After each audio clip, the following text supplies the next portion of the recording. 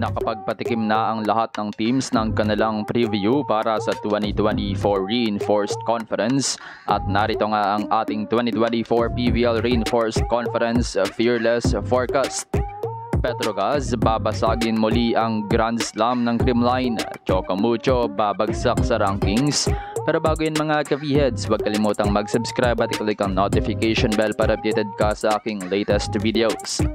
Unpredictable ang magiging final for this conference, though meron ng favorite ang mga fans para sa title. Maraming ang nagulat sa opening performances ng mga team sa first week ng torneo. At narito nga ang ating rankings para sa umpisan ng torneo. Marami pang posibleng magbago sa kalagitnaan ng conference, especially sa second round. Disclaimer lang mga ka-V-Heads na ito ay sariling insights lamang ng writer. At number 12, Galleries Tower High Risers. Medyo unfortunate para sa Galleries ang mabilis ang replacement ng kanilang import matapos magkaroon ng problema ni Monique Helena na dapat sanang import ng High Risers. Base sa kanilang first game, hirap ngang humanap ng consistent scoring production ng Galleries. Though may signs of brilliance pa rin naman sa koponan, sadyang may hirapan lang ang team na makaangat sa standings. At number 11, Zeus Coffee Thunderbells. Malaking potensyal ang pinakita ng young squad ng Zeus Coffee matapos magpakita ng ilang highlight moments kontra sa title favorite na Petrogas Angels.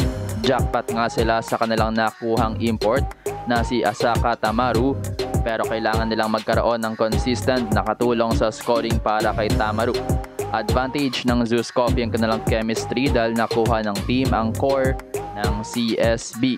Para naman sa number 10, Farm Fresh Foxies.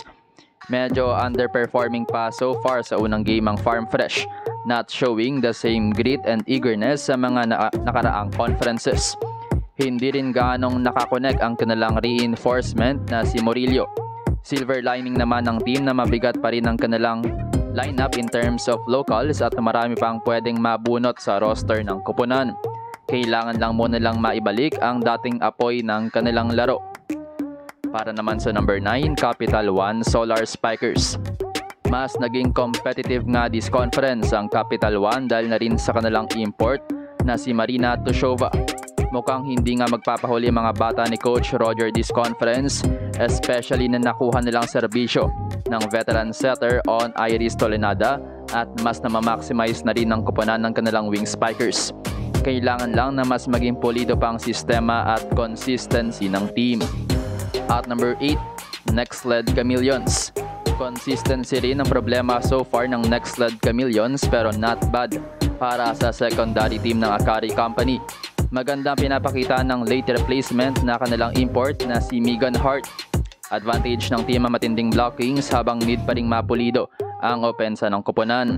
Dahil middle hitter ang kanilang import, mabigat ang aasahan sa kanilang wing spikers na mas babad sa court. At number 7, Akari Chargers. Hindi pa rin gaano maganda ang chemistry ng Akari Chargers habang hindi pa rin fully nakaka-adapt ang dating bagong players na sina Gretzel Soltones at Sed Domingo. Hindi naman ganun ka-explosive ang kanilang nakuhang import na si Oli Ocaro, pero mabigat pa rin ang lineup ng Chargers. Marami pang dapat abangan sa koponan, especially this conference dahil kaya nila ulit maging dark horse. At number 6, Chocomucho Flying Titans. Pinaka bumabang performance so far this season ang silver medalist ng 2024 PVL All-Filipino Conference na Chocomucho. Mabigat nga pagkawala ng tila lifeblood ng koponan na si Cici Rondina. Hindi nagawang pantayan ni Zoe Faki ang production ni Rondina habang tila wala pa rin sa magandang Wishon team base sa kanilang first game. Medyo may hirapan ng team na makabalik ng finals pero expect na sobrang deadly ng team once na maging pulido ang sistema at familiarity sa koponan. Para naman sa number 5, PLDT High Speed Hitters. Impressive so far pinapakita ng PLDT High Speed Hitters matapos muling daigin ng PVL Queens ng Creamline sa kanilang first outing. Gayunpaman, kailangan nilang humanap ng consistent scorer na magiging katulong ni Elena Samoylenko. makikita sa kanilang unang laro na masyado silang nakaasa kay Samoilenko habang hindi pa rin na ma-maximize ang height advantage ng team sa kanilang first game para sa blockings. Hindi imposible na makyat pa ng Final Four at possible podium finish ng high-speed hitters. At number 4, Signal HD Spikers. Pinaka bumasag naman ang predictions this conference ang Signal matapos gulantangin ang Chocomucho sa kanilang first game. Despite their loss sa kanilang tatlong key players, nagpakita ng resiliency ang koponan. Big impact ang kanilang reinforcement na si MJ Perez, habang giving din ang pag-convert kay Judith Abil bilang libero. Mas naging maayos na rin ang performance ni Chinchin Basas na posibleng maging game changer para muling makabalik sa finals ng Reinforced Conference ang HD Spikers. At number 3, Cherry-Tigo Crossovers. Kinatatakutan ngayon ng lahat ng koponan ng Cherry-Tigo dahil hawak nila ang best import this conference na si Kat Bell. Mukhang pahihirapan nga ni Bell ang lahat ng koponan habang hindi rin naman masama ang performance ng kanilang locals. Medyo unpredictable rin ang mga game plan ng koponan so far kaya pwede rin nilang yung maging advantage. Posibleng maka-finals o posible rin dumalas ang podium sa kamay ng Cherry-Tigo, depende na lang kung paano nila i-capitalize ang malakas na roster. Para naman sa number 2, Creamline Cool Smashers. Talo man sa opening game, no doubt na kayang bumalik ng Creamline. Sanay na nga sa struggle ang koponan pero hindi pa rin dapat maging kampante dahil malalakas ang roster ng ibang team dahil sa imports.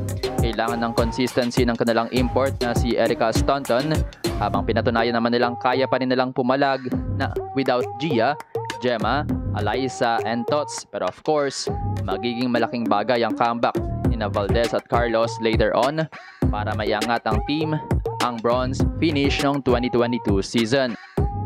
At syempre para sa number 1, none other than Petrogas Angels. Still at number 1 ang title favorite ng Petrogas dahil sa bigating roster. Complete package nga kung may tuturing ang koponan at kailangan nilang mag-execute ng maayos dahil sobrang posible ng kanilang title para sa back-to-back crown. Meron na silang Brooke Van Sickle na matinding pinapakita at meron pang Wilma Salas na kilala bilang halimaw na import. Hindi pa gising totally si Salas sa unang game kaya mas magiging deadly pa ang koponan. Though hindi pa rin dapat maging kampante and defending champions lalo't eager mang-agaw ng corona ang iba pang imports. At yan nga so far ang ating predictions for this Reinforced Conference 2024. I-like ang ating video kung agree kayo sa ating forecast habang comment down below kung meron kayong sariling listahan.